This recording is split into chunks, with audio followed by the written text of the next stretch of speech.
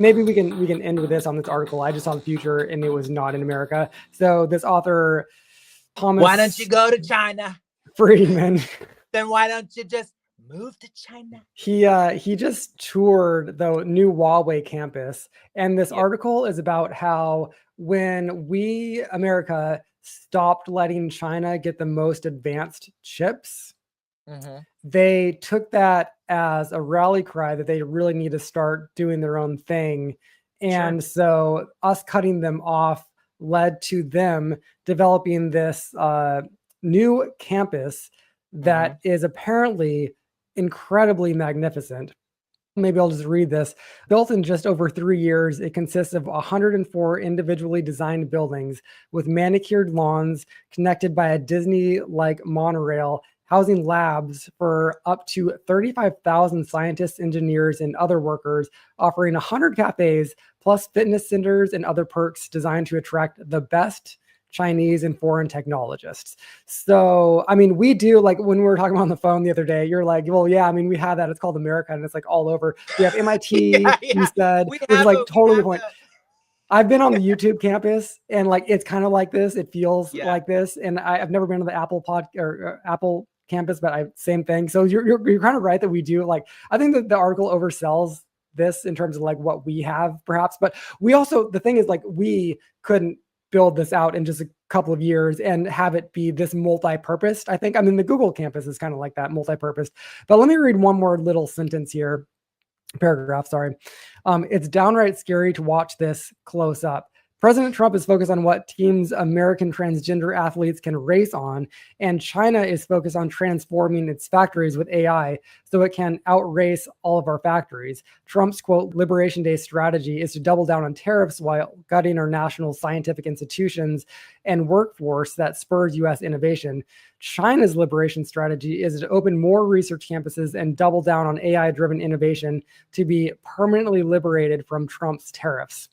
So, I don't know, pretty interesting here. I do think that I like all of the energy that Trump brings could, and maybe still, in fact, could be put into something like this. I actually was kind of hopeful when he like initially brought on Elon Musk and some other Silicon Valley types that they were going to launch into this sort of a move.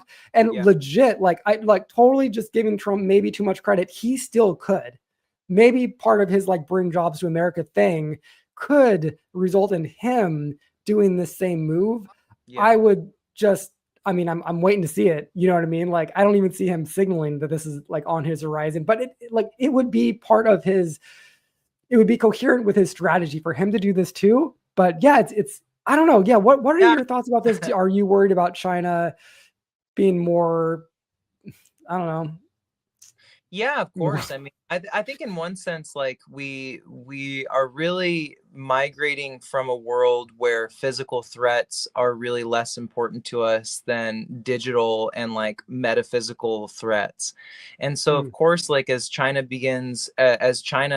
you know, I'm really like continues the process of ramping up their weaponization of technology, their ability to provide those technological services for themselves. Like that is an implicit threat to the United States because we're in an adversarial relationship.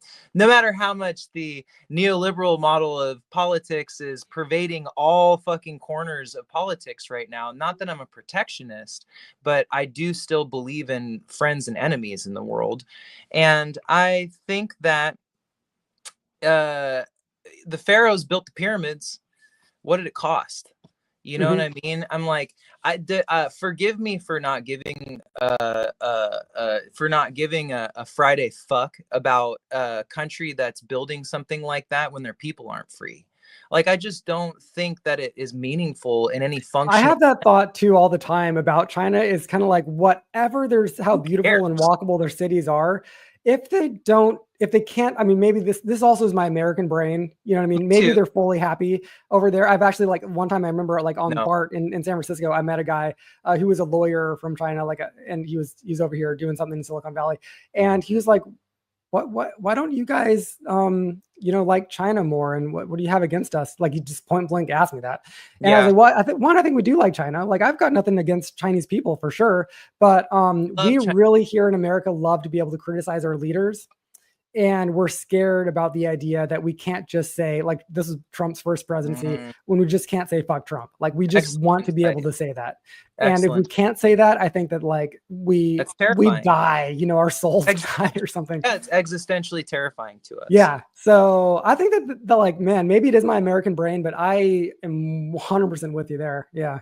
Yeah, I don't think that any advancement in a country where people aren't free is meaningful to the free world, because I don't know that it's motivated by the same sense of personal engagement that we have here. I think there's a pretty good reason why a lot of the sickest shit in the last 150 years has come out of this place.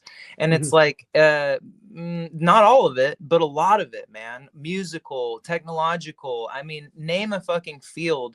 And probably one of the top 3 dopest things that's ever happened in that field has happened here in the United States. And not because a government is forcing you to do it, not because of social pressure, more often than not, because somebody had the freedom to do whatever the fuck they wanted and be a weirdo and come up with a crazy idea or start a business or do something that was broadly like within their own self-interest. But then that self-interest grew and blossomed into something that could contain the multitudes, the masses, whether that's money or people or influence or whatever. I mean, so much of the innovation that grows out of the American experience is from inside.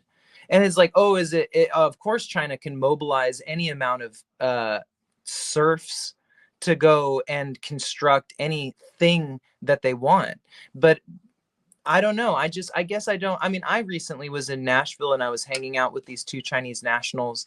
And I asked them a bunch of questions that I had about kind of like what their experience was in living with China. And my main question was, why do you think 30,000 Chinese people a year in the Biden presidency walked across the southern border to live the rest of their lives at running from the law in this country? You got to think about that, right? Like when it comes over the border here, we think like the Republican narrative is like, oh, well, they just come here and then they sit on, social services and it's just like, no, motherfucker, like they are running from the law for the rest of their natural life. They can never go back home to see their family.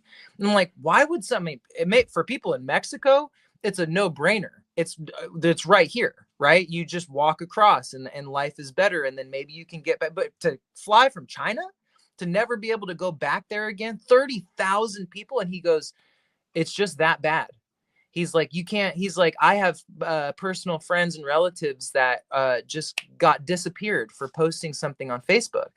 You know what I mean? And I'm like, and like the level of social depravity that government is forcing from the top down on its people, I think that they have the ability to create the illusion of just about anything, in the same way that any dictatorial country or any fascist state has the ability to fully veil what they're doing in propaganda. And so like, I don't know, when they come up with something meaningful other than people just wringing their hands about the next chip that they're going to make, when there's some breakthrough or they contribute something breathtaking to the scientific community writ large, that's when I'll start paying attention. But we ain't there yet. It's interesting because, I listened to too much Peter Zion, and his take on China is always, and this is like his famous take that a lot of people like are critical of. But it's interesting just to think about, just as a thought experiment, that their demographics are such that they just are not going to be able to sustain their economy. Just like you actually said in this conversation, like we can't grow forever. You're right. When your economy shrinks, like you can't, like the numbers don't work out anymore. And we're going to hit that too at some level, just like decades and decades past where China's at. But it's going to be within this decade that they're going to have like more people over the age of 65 than they're going to have like, people entering the workforce. And so things crash. And there's like a, big story in China that Southern China is a completely different culture from like where Beijing's at. And so they're going to be more than happy to piece out from like Beijing and to like get some of those sweet, sweet little tasty freedoms you're talking about that Beijing just like is never going to give them. Right. And we could see that happen within our lifetimes, maybe not 10 years, like Peter Zion always says. I don't know, that seems weird to me, but like, yeah, like the world could be different. And maybe some of these like people who are like way, talented in technology and have a positive vision for humanity and also want like freedoms of speech, etc. Maybe they will be able to break away from like the Beijing regime, and they will be able to like enter like Western culture at some level. And maybe this technology will also be inherited by like, the freedom loving West. I don't know. I mean, mark my words, man.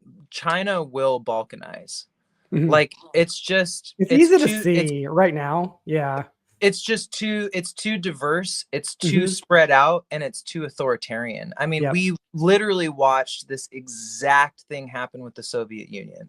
Like and it was same part of the world, baby. They already got the roadmap. You know what I mean? There's enough distinct ethnic groups in China. And that's the history of China. This goes back thousands of years. So yeah. So I don't know. I think China being a threat, fuck yeah. I think absolutely, because I think anybody in a desperate position is willing to do desperate things. And China is in an interesting position of kind of breaking from their cultural prehistory of thinking extremely longitudinally. And they have a very myopic, short-sighted communist government that is pretty recent. And I think has really disturbed, in my humble opinion as an outside viewer, the kind of strength of the Chinese people, which is thinking collectively and longitudinally. There's so many like cutting off the nose type decisions that this government is making in these kind of broad strokes. And then the Peter Zion argument is so salient to me at this point, where I'm like, yeah, the one child policy, that was probably like a very small collection or maybe even one person's idea that was like a simple solution to what they saw as a simple problem. And it's like, that's why democracy works, dude. That's why this country is such a powerhouse, because we have bureaucracy, because we have a diversity of opinion, because you have to check with 15 different agencies before you get anything done. Like, they're always going to have the dictatorial power to make things happen quickly. But they're probably always going to be making stupid ass decisions because of that until they have a more pluralistic society. Maybe.